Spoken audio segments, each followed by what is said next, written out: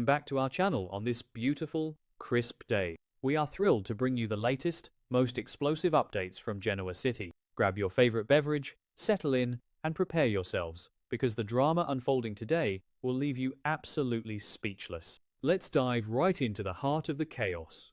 Genoa City is a landscape of shattered illusions and hidden daggers, but no family is currently bleeding out quite like the Newmans. At the center of this relentless storm stands Victoria Newman, a woman who has spent her entire life balancing on the razor's edge of her father's impossible expectations and her own tumultuous desires.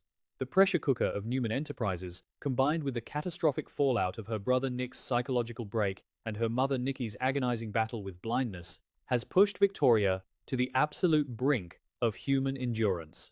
She has always been the iron-willed heiress, the unbreakable pillar of the Newman dynasty, but beneath that flawless, icy exterior, a dangerous rebellion has been brewing in the shadows. She is a woman suffocating under the weight of her own crown, desperately searching for an escape from a life that demands absolute perfection at the cost of her own soul. How long can a queen wear a crown of thorns before she finally snaps under the excruciating weight and burns her own kingdom to the ground? Across town, Dr.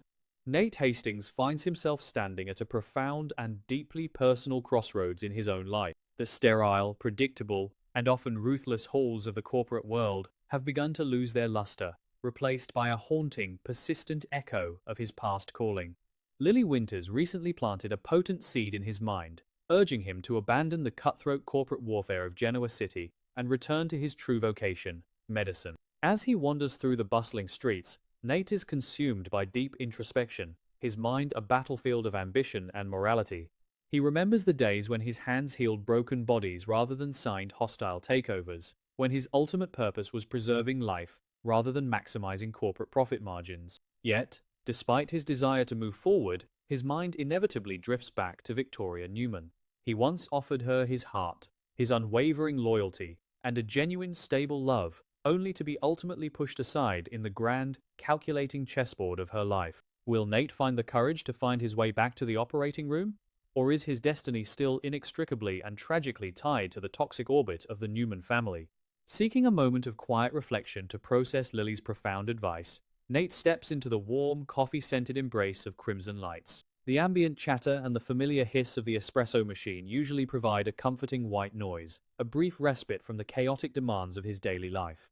He orders his usual drink, intending to find a secluded corner to ponder his future and the possibility of donning his white coat once again. However, as he navigates the crowded cafe, his eyes lock onto a sight that makes his blood run completely cold, freezing him in his tracks. Tucked away in a dimly lit, highly secluded booth, deliberately shielded from the casual glances of the morning rush, are Victoria Newman and Kyle Abbott. The sheer impossibility of this pairing strikes Nate like a physical blow to the chest. Kyle is currently actively at war with Victor Newman, a rogue agent causing immense chaos for the Abbott family, and yet, here he is, leaning in perilously close to the Newman heiress. What dark, twisted, and potentially lethal alliance is being secretly forged in the shadows of this innocent coffee shop? Nate freezes, his dormant medical instincts kicking in as he observes their body language with clinical, terrifying precision. This is not a tense corporate negotiation, nor is it a bitter exchange of threats between warring family factions. The profound intimacy radiating from their hushed whispers, the lingering, electric touch of Kyle's hand on Victoria's arm, the vulnerable, desperate look in Victoria's eyes, it all paints a horrifying, undeniable picture. Nate is completely paralyzed by the realization that the scandalous rumors whispering through the corporate grapevines are not just idle gossip, they are a terrifying, explosive reality. Victoria, the woman who prides herself on absolute control and unwavering loyalty to her father, is engaging in a highly dangerous secret romance with her father's sworn enemy. The implications of this illicit affair are catastrophic, not just for Victoria's heavily guarded personal life, but for the very foundation and security of Newman Enterprises. How could Victoria, a woman defined by her strategic brilliance, be so recklessly blind to the explosive, world-shattering consequences of sleeping with the enemy?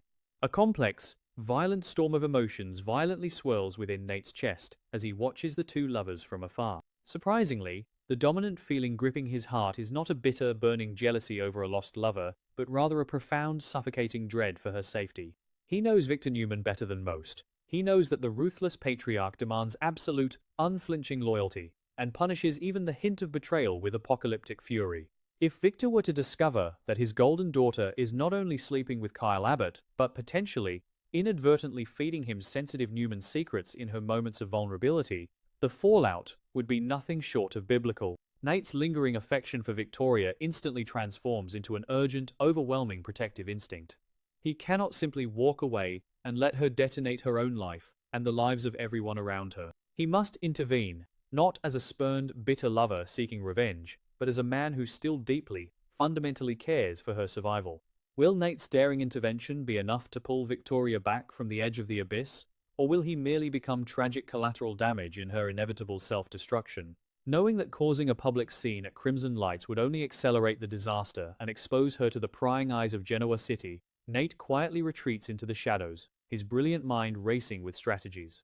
He waits patiently until Victoria returns to the sterile, imposing, and highly secure environment of her Newman Enterprises CEO office. When he finally pushes open her heavy mahogany doors, the air in the room instantly drops 10 degrees, heavy with impending confrontation. Victoria looks up from her desk, her flawless mask of corporate invincibility firmly in place, but Nate's trained eyes can see the subtle tremor in her hands, the deep exhaustion bruising the delicate skin beneath her eyes. He doesn't bother with pleasantries or corporate formalities. He steps inside and deliberately locks the door behind him, the sharp click echoing like a gunshot in the silent, cavernous room. The time for the polite, deceptive corporate dance is over. This is a desperate, high-stakes rescue mission. How will the untouchable, fiercely independent Victoria Newman react when her darkest, most dangerous secret is laid bare before her in the very heart of her empire? "I saw you, Victoria," Nate begins, his voice dangerously low, stripped of all its usual warmth and replaced by a chilling gravity. At Crimson Lights, with Kyle Abbott, Victoria's carefully constructed mask slips for a fraction of a second, a flash of pure, unadulterated panic widening her eyes before she violently forces a cold, dismissive laugh from her throat. She immediately attempts to spin a complex web of lies, claiming it was merely a tense negotiation, a brilliant strategic maneuver to keep a close eye on a dangerous enemy of the state. But Nate refuses to let her hide behind her impenetrable corporate armor any longer. He steps closer, his gaze piercing through her fragile defenses, demanding the absolute truth. "Don't insult my intelligence, Victoria," he demands, his tone vibrating with a complex mixture of righteous anger and profound, aching sorrow. "I saw the way he touched you. I saw the way you looked at him. This isn't business. This is a suicide mission." Will Victoria continue to stubbornly deny the undeniable truth? Or will she finally shatter under the crushing weight of Nate's relentless, piercing interrogation? Nate continues his relentless, calculated assault on her emotional walls, laying out the catastrophic, undeniable reality of her reckless actions. He details the immense, lethal danger she is placing herself in, reminding her of Kyle's highly volatile state, his recent, shocking betrayal of his own father, Jack Abbott, and his desperate, ruthless vendetta against Victor. "You are handing a loaded gun to a man who is actively, obsessively trying to destroy your family's legacy," Nate warns, his voice echoing with genuine, palpable fear for her life. He emphasizes, with painstaking clarity, that this confrontation isn't about his own wounded ego or lingering romantic feelings. This is entirely about her survival in a war zone she doesn't fully comprehend. He forces her to confront the horrifying, vivid image of Victor discovering this ultimate betrayal. The ruthless patriarch would not hesitate for a single second to strip her of her power, her dignity, and her rightful place in the family hierarchy. Is Victoria truly prepared to sacrifice everything she has built, her entire identity, for a fleeting, toxic connection with a chaotic, destructive Abbott? The relentless, overwhelming barrage of truth finally shatters Victoria's carefully constructed, diamond-hard facade. The iron-willed CEO physically crumbles, sinking into her luxurious leather chair as a raw, agonizing sob violently escapes her trembling lips.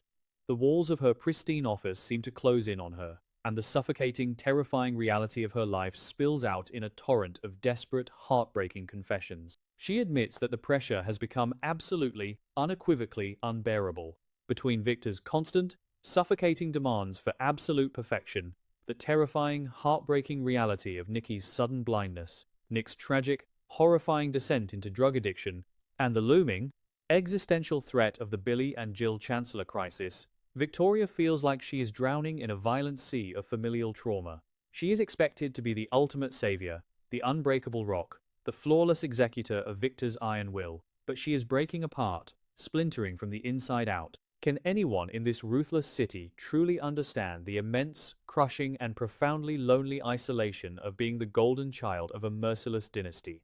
Tears streaming down her face, stripping away the powerful executive to reveal a deeply broken woman, Victoria finally confesses the dark, twisted truth about her relationship with Kyle Abbott. She admits, with a voice choked by shame, that it was never about profound love, nor was it a calculated, brilliant corporate strategy.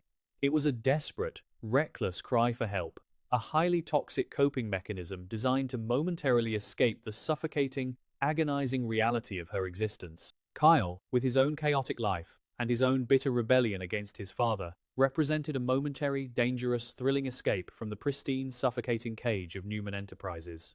"It was a mistake, Nate," she whispers, her voice trembling with profound, soul-crushing regret. A stupid, reckless moment of weakness that spiraled completely, terrifyingly out of control. She acknowledges the horrifying truth that she has compromised her integrity, endangered her family, and deeply betrayed her own daughter, Claire, who is already traumatized by the world. How does one even begin to clean up a catastrophic mess that threatens to burn down two of the most powerful families in Genoa City? Stripped of all her immense pride and corporate power, Victoria looks up at Nate with eyes full of absolute terror and raw, unfiltered desperation. She reaches out across the desk, her trembling hands desperately grasping his, and begs him for a mercy she knows she does not deserve. "Please, Nate," she pleads, her voice breaking into 1,000 shattered pieces. "You cannot tell my father. If Victor finds out about this, he will utterly destroy me. He will take everything away from me, and he will annihilate Kyle. It will be an absolute bloodbath." She is no longer the commanding, terrifying CEO. She is a terrified, vulnerable woman trapped in a horrific nightmare of her own making. She begs Nate to keep her devastating, explosive secret, promising with every fiber of her being that she will end the affair with Kyle, that she will fix the immense damage, that she will find a healthy way to survive the crushing pressure without resorting to self-destruction. But can a desperate promise made in the throes of absolute panic and fear of retribution truly be trusted to last? As Nate looks down at the broken, weeping woman pleading before him, a profound, agonizing realization washes over his soul, chilling him to the bone. The cruel, twisted irony of the situation strikes him with the devastating force of a physical blow. He vividly remembers the time when he stood before her, offering her a genuine, stable, and fiercely loyal love. He had offered her a safe harbor from the violent storms of her family, a partnership built on mutual respect, deep understanding, and true affection. Yet, Victoria had, ultimately, coldly turned her back on him, choosing the chaotic, demanding, and toxic orbit of her father's world over the profound peace he so willingly offered.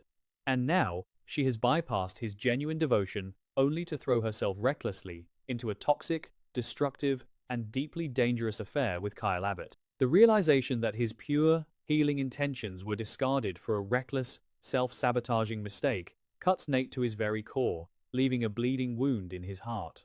Why do we so often violently reject the pure love that could save us, only to desperately embrace the beautiful chaos that will inevitably destroy us? Nate, slowly, painfully, pulls his hands away from hers, the emotional distance between them suddenly feeling wider and deeper than an endless ocean.